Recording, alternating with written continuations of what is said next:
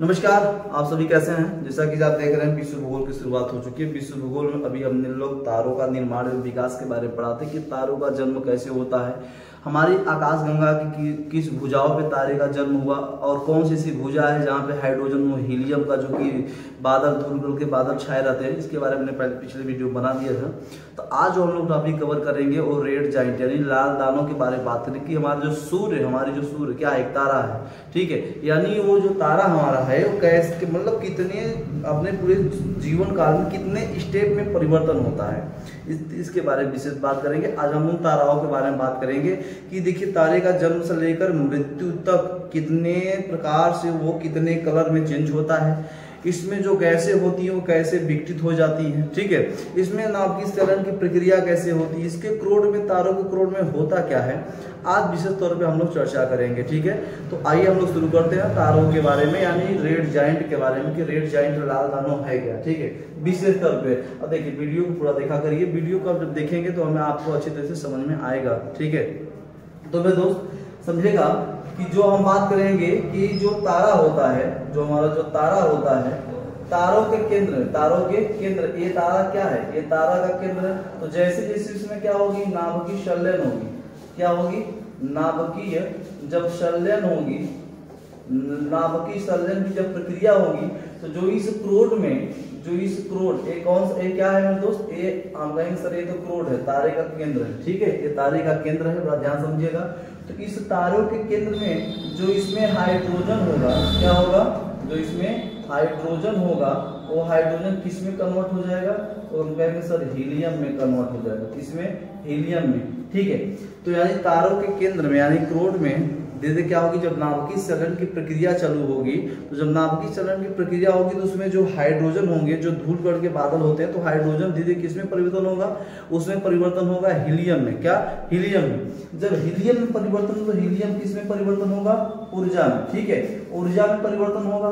तो बड़ा ध्यान समझिएगा, एक समय ऐसा आएगा कि इसके क्रोड में, इसके क्या, केंद्र में, इसके केंद्र में किसकी प्रधानता हो जाएगी, तो हम कहेंगे सर इसकी पूरे केंद्र में एक समय ऐसा आएगा कि एक समय पूरा हीलियम की प्रधानता हो जाएगी। यानी जहां पे हाइड्रोजन था अब वो कन्वर्ट होकर किसमें हो गया, हीलियम में। तो तारों के पूरे केंद्र में अब किसकी प्रधानता हो गई, पूरा हीलियम की प्रधानता हो गई। तो जब हीलियम की प्रधानता होगी तो हमको ये बताइए, जब यहाँ पे हीलियम की प्रधानता होगी, इसके केंद्र में जब हीलियम की किसकी प्रधानता, हम कहेंगे सर हीलियम की प्रधानता, ठीक है।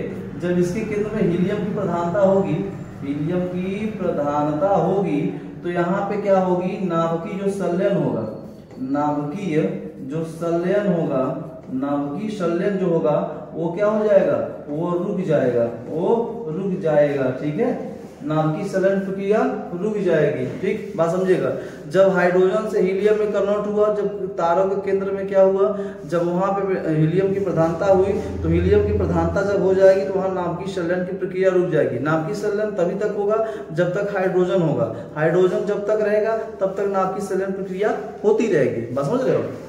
तो देखो हीलियम की प्रधानता हुई तो नाभिकीय संलयन की प्रक्रिया रुक जाती है। तो यहाँ पे क्या होगा, यहाँ पे जो दबाव होगा वो कम हो जाएगा। दबाव क्या होगा, जब कम हो जाएगा तारों में, तो यहाँ पे हम लोग कहेंगे सर दबाव कम होने से क्या होती है, दबाव जब कम होगा तो इसमें होगी सिकुड़न, क्या होगी, सिकुड़न पैदा होगा। यानी जो तारा होगी वो सिकुड़ेगा, जब दबाव कम होगा तो तारा सिकुड़ेगा, क्या होगी, तारा जब सिकुड़ेगा, जब मेरे दोस्त जब सिकुड़न इसमें आ गया तारों में, तो इसमें जो ऊर्जा होगी, क्या होगी, जो ऊर्जा होगी तो इसमें गुरुत्वीय बल, क्या, गुरुत्वीय जो बल उत्पन्न होगा, गुरुत्वीय बल की वजह से क्या होगी, सिकुड़न होगा, दाब कम पड़ेगा और उसके जो ऊर्जा होगी, ऊर्जा क्या हो जाएगी, ऊर्जा विघटित होना शुरू हो जाएगी।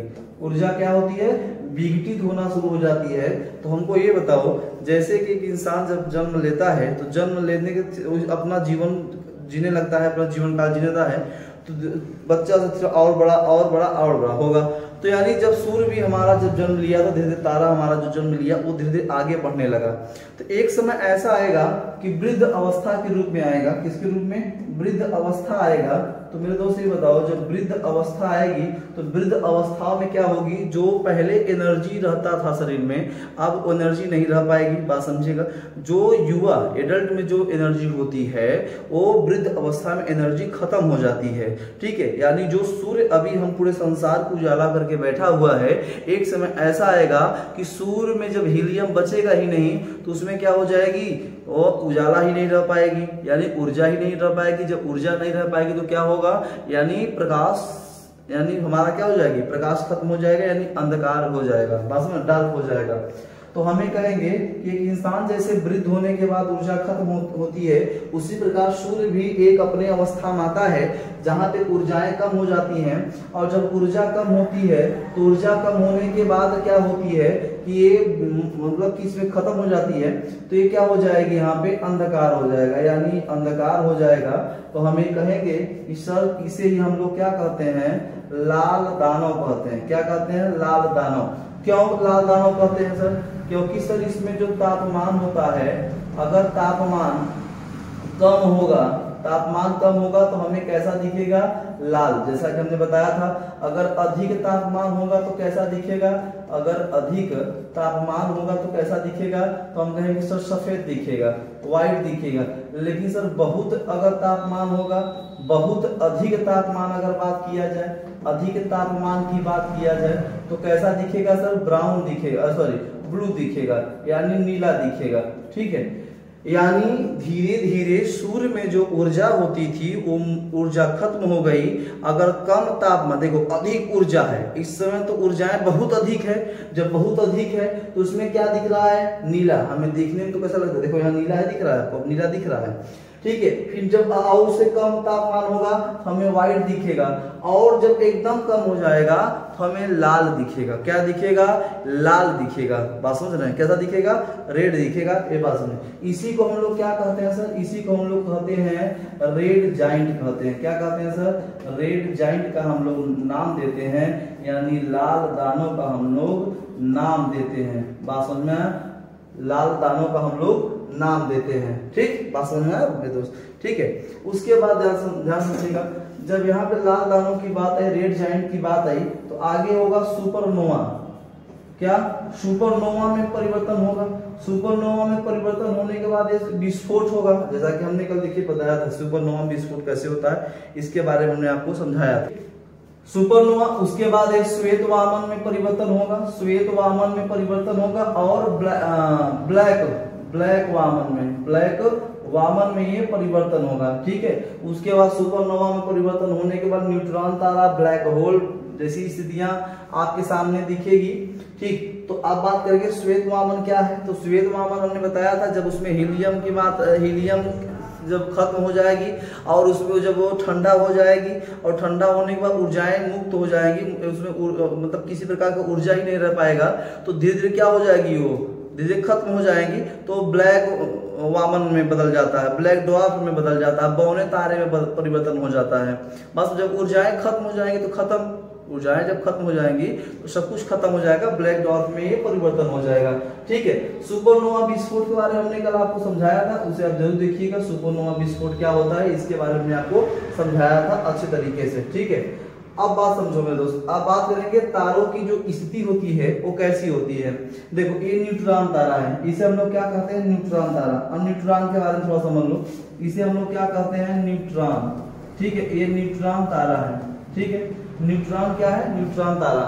न्यूट्रॉन तारा देखिए यहाँ पे, न्यूट्रॉन तारा बात करेंगे कि न्यूट्रॉन तारा होता क्या है। जब कोई तारा अपनी अंतिम अवस्था में पहुंचता है, बात ध्यान समझिएगा, कि जब कोई तारा अपने अंतिम अवस्था में पहुंचता है, ठीक है, तो उसमें महाविस्फोट होता है। महाविस्फोट होता है, यानी बात समझिए कि जब कोई ऐसे तारा है, ये तारा था, इसमें हुआ सुपरनोवा विस्फोट। जब सुपरनोवा विस्फोट हुआ तो देखिए कि जब कोई तारा अपने अंतिम अवस्था में पहुंचता है, अंतिम अवस्था होने के बाद उसमें सुपरनोवा विस्फोट होगा, और सुपरनोवा जब विस्फोट होगा तो सुपरनोवा विस्फोट से जो बचे चीज होते हैं, जो बचे वस्तु होते हैं, वही आपका क्या कहलाता है, न्यूट्रॉन तारा। जो अत्यधिक क्या होंगे, अत्यधिक घनत्व वाले होंगे और मील व्यास वाले होंगे। अत्यधिक घनत्व वाले होंगे, घनत्व वाले और मील व्यास वाले होंगे, अधिक मील व्यास वाले होंगे, वही आपका क्या कहलाता है, न्यूट्रॉन तारा कहलाता है। वही क्या कहलाता है, न्यूट्रॉन तारा कहलाता है। ठीक है, और जितने भी ये मटेरियल आपको दिख रहा है ये सब न्यूट्रॉन तारे वाले वस्तु से ही बनी होती है। बात समझ रहे हैं, इसमें कोई अन्य चीज नहीं होती। जितनी भी आपको दिख रहा है सब न्यूट्रॉन तारा से ही बना हुआ है, टोटल R2 जितना आपको दिख रहा है। ठीक है, दूसरी बात समझिएगा कि जो न्यूट्रॉन तारा है, जैसे पृथ्वी अपने अक्ष पे चक्कर लगाती है, पृथ्वी अपने अक्ष पे चक्कर लगाती है, उसी प्रकार न्यूट्रॉन तारा भी अपने अक्ष पे चक्कर लगाती है। तो बड़ा ध्यान समझिएगा कि 1 सेकेंड में ये 30 बार चक्कर लगाती है। कितनी बार? 1 सेकेंड में न्यूट्रॉन तारा 30 बार चक्कर लगाती है। कितनी बार? 30 बार चक्कर लगाती है। ठीक है, 1 सेकेंड में कितनी बार? 30 बार ये चक्कर लगाती है। और इसकी खोज किसने किया था? 1967 में जोकोलिन नाम सुने होंगे, जोकोलिन बेल ने इनका क्या किया था? खोज किया था न्यूट्रॉन तारा की। ठीक है, तो न्यूट्रॉन तारा है क्या? जब सुपरनोवा विस्फोट हुआ, सुपरनोवा विस्फोट से जो बचे पदार्थ होते हैं जो अधिक घनत्व वाले, और इसकी अंतिम अवस्था के बाद, जब जो अधिक घनत्व वाले और मील व्यास दूर वाले होते हैं, उन्हें हम लोग क्या कहते हैं? न्यूट्रॉन तारा का नाम हम लोग देते हैं। बात समझ में आया? ठीक है, एक बार में 1 सेकेंड में 30 बार चक्कर लगाता है न्यूट्रॉन तारा। 1967 में जोकोलिन बेल ने इसका क्या किया था? खोज किया था। इतना आप ध्यान रखिएगा। ठीक, तो यानी इसके बाद किसकी अवस्था आएगी? न्यूट्रॉन तारा की अवस्था आएगी। ठीक है, तो आओ हम आपको तारों का स्टेप जीवन काल दिखाते हैं आपको कि तारों का जीवन काल होता कैसे है। पहले हम बताएंगे कि जितने भी तारे थे, यहाँ पे देखो थोड़ा सा, कि जितने भी तारे थे वो सभी किसके रूप में विराजमान थे? तो हम कहेंगे सर सभी किसके रूप में विराजमान थे? तो हम कहेंगे सर सभी के सभी ये धूल कण के बादल है। ये धूल कण के क्या है? ये बादल है। और जो बादल छाए हुए हैं ये हाइड्रोजन व हीलियम के बादल हैं। किसके हैं? हाइड्रोजन व हीलियम के बादल हैं। ठीक है, इससे क्या होगा? इसके बाद क्या होगा? आदि तारा में परिवर्तन होगा। आदि तारा के बाद एक बात ध्यान रखो कि दूसरी बात ये देखो यहाँ पे येलो ड्वार्फ स्टार, यानी हम इसे क्या कहेंगे? पीला बौना तारा। ठीक है, पीला बौना तारा आपको दिख रहा है, ये पीला बौना तारा में कन्वर्ट होगा। इसकी पहली अवस्था है, सूर्य पीला दिखेगा। बात समझिएगा, सूर्य कैसा दिखेगा? हमें पीला दिखेगा, कोई दिक्कत नहीं। आइए, ठीक है, उसके बाद कन्वर्ट रेड डॉर्फ स्टार, यानी लाल बौना तारा। ठीक है, इसके बाद कैसा दिखेगा? हमें लाल बौना तारा के रूप में दिखेगा। उसके बाद हमें ये आपको दिख रहा है ये रेड जाइंट, यानी आप बात करेंगे लाल दानव के रूप में दिखेगा। लाल दानव के रूप में दिखेगा। तीसरा स्टेप में लाल दानव के रूप में दिखेगा। चौथा जो स्टेप है उस रेड सुपर जायंट स्टार, मतलब ये तो लाल था ही लेकिन अत्यधिक दिख रहा है। क्या? अत्यधिक रेड लाल दिख रहा है। ठीक है, इसकी अंतिम अवस्था चल रही है, सूर्य की अंतिम अवस्था की ओर हम जा रहे हैं। तो रेड सुपर जायंट में परिवर्तन होगा। उसके बाद है ब्लू जायंट में, यानी ब्लू यानी नीला। ठीक है, नीला दानव तारा। ठीक है, ब्लू जायंट स्टार, नीला दानव तारा, यानी इसके बाद किस में कन्वर्ट होगा? नीले में दिखने शुरू हो जाएगा। देख रहे हो नीला दिख रहा है मेरे दोस्त। ठीक है, ये नीले में दिखेगा। उसके बाद व्हाइट ड्रॉप में बदलेगा। व्हाइट ड्रॉप मतलब श्वेत वामन जिसे कहा जाता है। श्वेत वामन की जिसे हम लोग संज्ञा देते हैं, जीवाश्म वामन जिसे हम लोग कहते हैं, जीवाश्म वामन की भी जिसे हम लोग संज्ञा देते हैं। ठीक है, श्वेत वामन, यानी अब यहाँ पे ऊर्जाएं एकदम हीलियम खत्म हो चुकी है। अब धीरे धीरे एकदम सिकुड़ चुका है सूर्य। अब क्या हो चुकी है? सिकुड़ चुका है, एक गोला सा आकार ले चुका है यहाँ पे। अब आगे होगा ब्राउन ड्वार्फ, ब्राउन यानी भूरा। ठीक है, भूरा वामन के रूप में हमें दिखेगा। भूरा वामन यानी भूरा वामन के रूप में हमें ये दिखेगा। भूरा बौना जो भी कहो। ठीक है, इसे भूरा बौना तारा भी कहेंगे हम लोग, कोई दिक्कत नहीं है। श्वेत बौना तारा भी कहते हैं इसे, कोई दिक्कत नहीं। ब्राउन के बाद एक किस में कन्वर्ट हो जाएगा? हम लोग सर कहेंगे हम ब्लैक। इसमें ब्लैक ड्वार्फ में कन्वर्ट हो जाएगा। ठीक है, ब्लैक ड्वार्फ स्टार में कन्वर्ट हो जाएगा ये।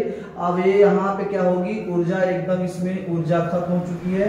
ये यहाँ पे सूर्य हमारा क्या हो जाएगा, नष्ट हो जाएगा। सूर्य क्या हो जाएगी, एकदम नष्ट हो जाएगी।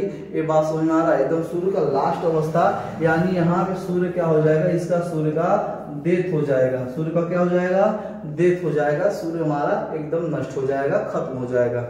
ठीक है, ये रेड जाइंट की बात है, रेड जाइंट की बात है। और सूर्य के जीवन काल की बात है। ये देखो भैया, जीवन काल के बारे में बताया कि कितने मतलब अपने पूरे जीवन काल में सूर्य कितनी बार जो कन्वर्ट होता है, यानी तारा जो है कितनी बार कन्वर्ट होकर कितने कलर में परिवर्तन होता है, ये हमने आपको बताने का कोशिश किया है। ठीक है, तो ये अब बात समझ में आया, कोई दिक्कत नहीं। अब बात करेंगे ब्लैक होल। आप बताओ ब्लैक होल की स्थिति कब होगी। ब्लैक होल की स्थिति कब होती है, जब ये समझो कि जहां पे जब प्रकाश उसमें से निकले ही ना, प्रकाश उसमें से निकले ना, प्रकाश दिखे ही नहीं।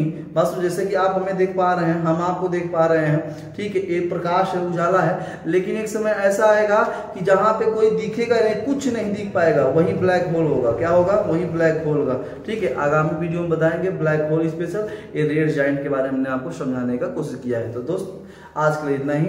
जय हिंद।